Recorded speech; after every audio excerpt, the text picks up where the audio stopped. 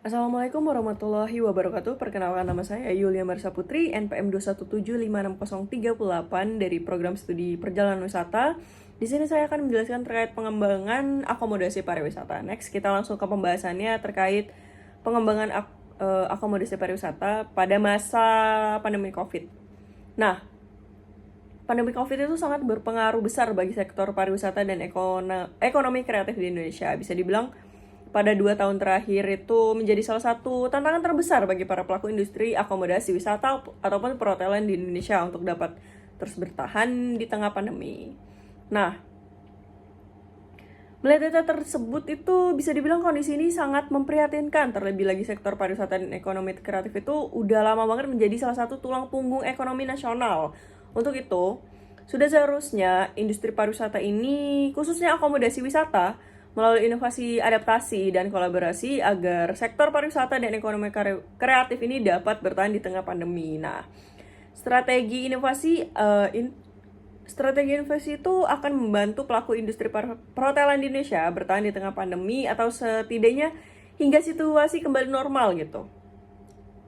Nah, selanjutnya kita akan bahas terkait strategi untuk meningkatkan pengembangan akomodasi pariwisata pada masa pandemi itu tersebut. Nah, selanjutnya yang pertama itu ada strategi pivoting. Nah, pivoting itu adalah mengubah strategi bisnis melalui berbagai inovasi. Nah, seperti menghadirkan layanan baru atau produk baru sekaligus memaksimalkan teknologi digital. Artinya, penerapan strategi pivoting ini memberikan layanan lain selain kamar menginap. Strategi ini bertujuan untuk menyiasati occupancy rate yang menurun akibat COVID-19.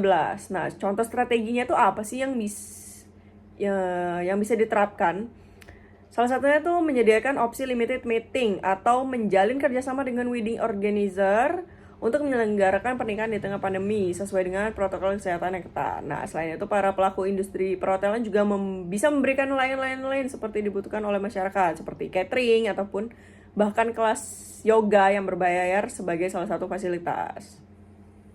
Next, strateginya ada strategi positioning. Nah, strategi yang ini tuh strategi industri pariwisata di masa pandemi COVID itu bisa memposisikan hotelnya bukan sebagai tempat menginap saja, namun sebagai tempat wisata dan bekerja yang nyaman sebagai tempat staycation dan work from hotel atau WFH ataupun biasanya disebut work from home. Nah, selain memberikan promo dan paket khusus, pihak perhotelan juga sudah seharusnya melengkapi dengan sertifikat CHSE ataupun Cleanliness, Healthy, Safety, and Environmental Sustainable agar wisatawan dapat menginap yang menginap itu dapat merasa lebih aman dan nyaman. Next, strateginya ada contactless experience. Nah, seperti yang kita tahu gitu, kalau pandemi COVID itu kan nggak bisa bersentuhan secara langsung dengan orang lain gitu. Nah, oleh karena itu, salah satu strategi yang diterapkan itu adalah contactless experience gitu. Nah, contohnya itu dengan menciptakan pengalaman menginap yang minim sentuhan dan mulai memanfaatkan teknologi digital, yaitu dengan adanya akses booking online dan bahkan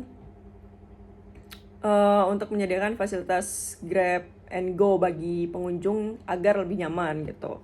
Mungkin sekian terkait penjelasan saya terkait pengembangan akomodasi pariwisata. Saya akhiri. Wassalamualaikum warahmatullahi wabarakatuh.